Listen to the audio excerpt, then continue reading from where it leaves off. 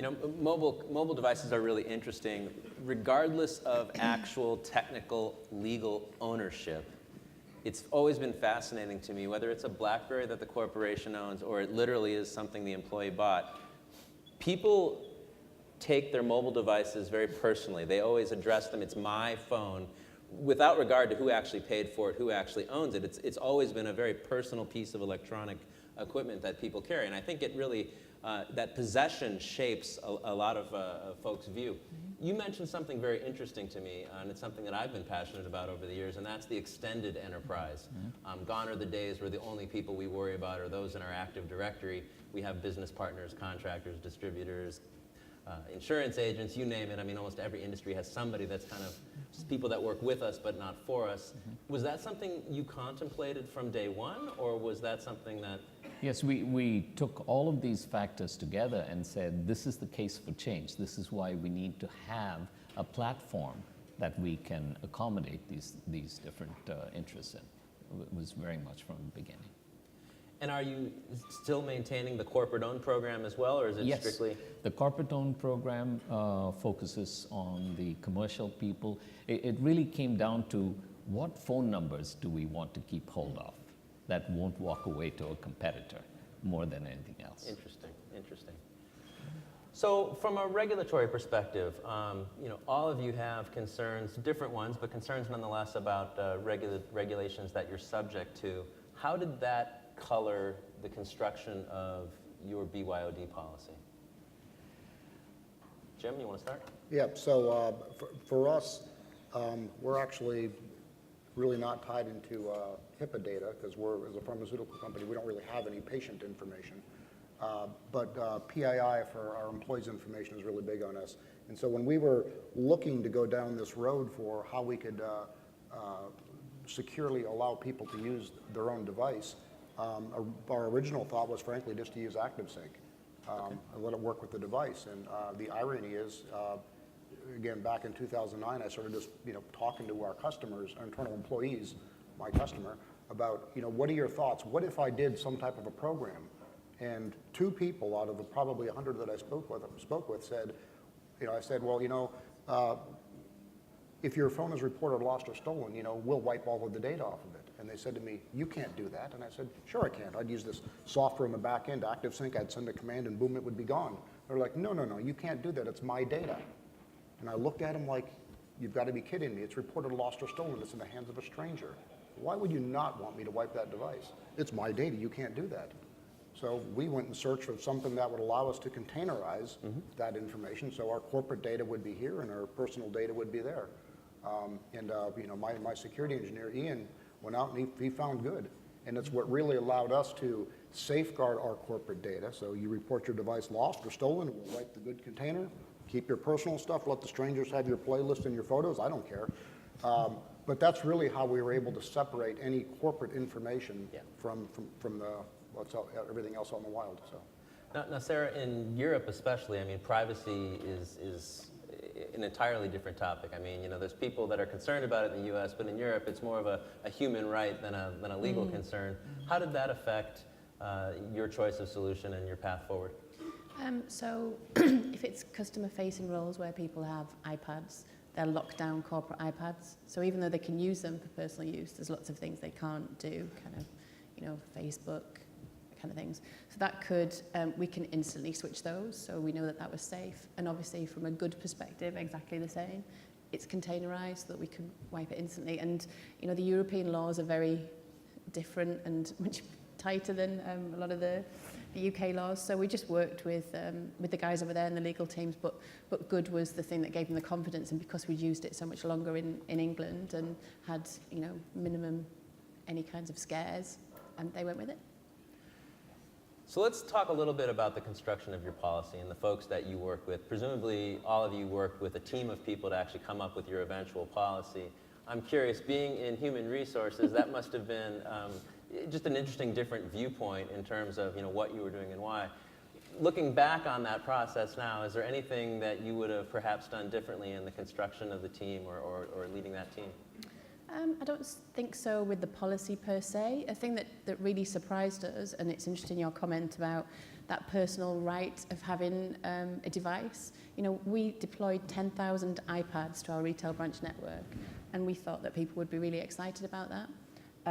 2 months later, half of them were still in the cupboards and hadn't been opened because people were terrified of using them. So we just assumed that, you know, people would know how to use the iPads. So we had to have a completely different strategy so that our people would feel confident using that technology to then speak to customers and still be able to give a great service. So we had to completely change the way that we looked at empowering our people through that. And, you know, from a HR perspective, I could add that people, you know, side of the policy being written so that we empowered people to, you know, once we had this, you know, opportunity, that people were given the right tools to embrace it. You know, we see this often where companies will create a BYOD program of some sort and then are surprised that they don't have the uptake that they assumed that they would have. And I think certainly, you know, part of any great BYOD program is, you know, how you market it internally. You can call it selling it, marketing it, or communicating it. Yeah. And I know some of the things that Carrie talks about are the, you know, methods by which you communicate not just the terms and conditions of the program, but literally letting people know that it's there, why they should be excited about it. I think oftentimes those of us in technology make some assumptions about, well, of course they're going to love it, of course they're going to want to do it. And often that's not always the case, especially when you're dealing with perhaps a demographic that's used to a specific device, working a specific way, and the thought of having to give that up, depending on, you know, your particular bent, could be frightening for some employees. Ravi, what was your biggest surprise in constructing your policy? Well, we had a multidisciplinary team, legal and HR, business operations, and manufacturing. I think most of our difficulty was in working the financial model that we eventually landed on. From a reimbursement perspective? From a reimbursement perspective, and who actually would get company phones versus who wouldn't. So that was a very emotive topic. I think other than that, there were some minor considerations that we really should have brought up front, which is when you're opening up a BYOD program and you have dozens and dozens of sites, that means that once you've got people bringing in devices, you really should be strengthening the Wi-Fi and security and all of these that you need to provide the people who are going to bring in Wi-Fi, I mean their own devices. So that was one little learning that we had. And the other was with helping people, meeting them halfway in terms of security by saying, okay, we'll let you use a simpler PIN with a longer timeout so that you can be in a meeting and not have to constantly log in. But at the same time, we're going to reduce the number of tries you have before we kill it. Oh. So, I mean, these were the kinds of things, and really a communications and a change management and training program. These were the things that we should have emphasized even more than we did, and so that was a good learning. We'll often see when a company turns on a BYOD program, the other side effect is that, as I'm sure most of you in the audience have multiple mobile devices. If there's no limits, if you're simply telling employees, tomorrow bring in your devices and it's a free-for-all, you know, from an IT perspective, from an infrastructure perspective, it can be overwhelming. You know, all of a sudden you can literally have a 300% increase in the number of endpoints that are on your network that you're needing to deal with, and it's often not intuitive. I'm curious, Jim, did you have any? Well, we actually, this came about a year after we deployed the project. We moved into a new office building in one of our facilities in New Jersey, and we found out that the cellular connection in this building was horrible. People could be walking around the floor and they'd drop cell service. So we had to spend a little bit of money to, one, beef up our internal Wi-Fi and then allow everyone access to an internal guest network. And at the same time, we worked with our carriers and one of our vendors to basically bring in cellular repeaters so that their devices would actually work. And that came at a little bit of a cost. It actually turned out not to be as expensive as we thought it would be. But that was something that, you know, we never saw that one coming, quite frankly, when we moved into this new facility. Just assumed brand-new building, you know, nice part of town, that we'd have good coverage in there.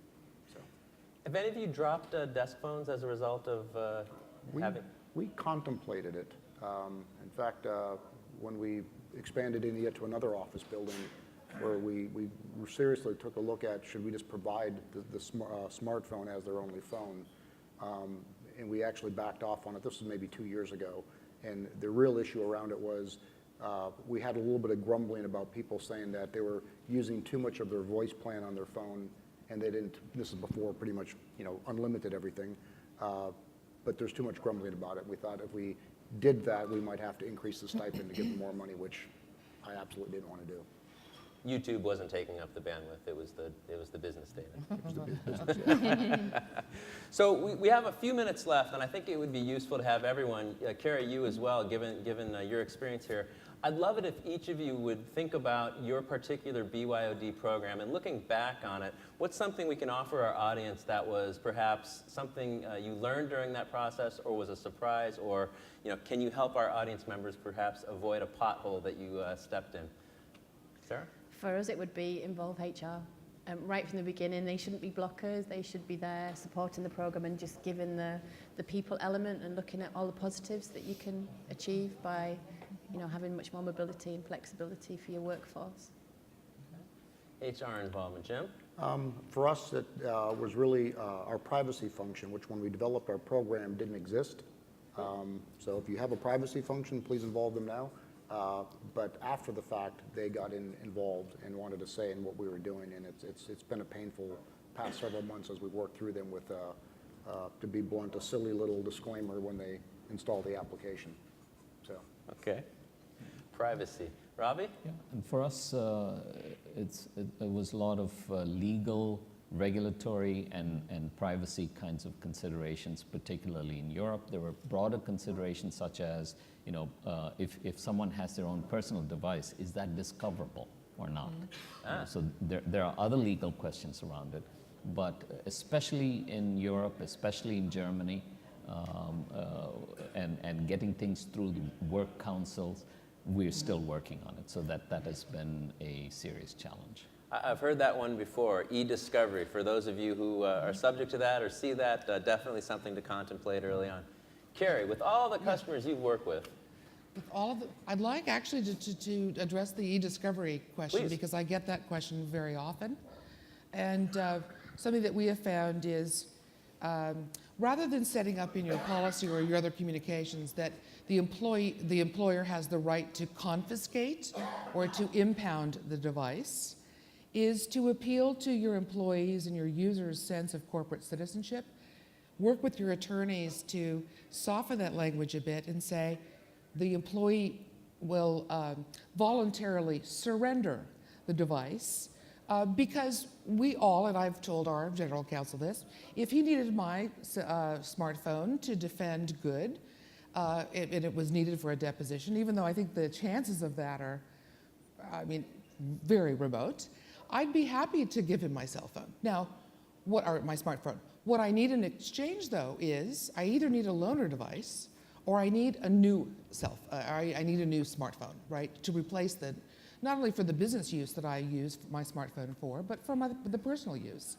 So we have found it to be a successful strategy for e-discovery to say, sure, I will cheerfully involuntarily surrender my device. So it makes it an act of good citizenship. And if you need it for more than a day or two, you need to buy me a new phone. And that makes everyone square, because again, the policy is really, it's a balancing act of competing interests. But I think overall, John, my suggestion would be to make sure you engage these teams outside IT early, get them involved with your pilot, make sure they understand the technology, because as you mentioned before, we assume it's obvious. And it isn't to the folks who don't live in it every day. Make sure they understand the container, get them involved, communicate early and often, invite them to join you, invite their opinions, because you can, and their advice. They're doing their jobs, and they're trying to protect risk. They're trying to mitigate risks. There's a solution for all of those that you can negotiate to. And that builds a consensus and buy-in across the organization that also helps with the adoption and the rollout efforts. Well said, well said. Well, I want to thank our panelists, Sarah, Jim, Ravi, Carrie. Thank you so much. We'll be around afterward to answer additional questions if you'd like, but thank you very much.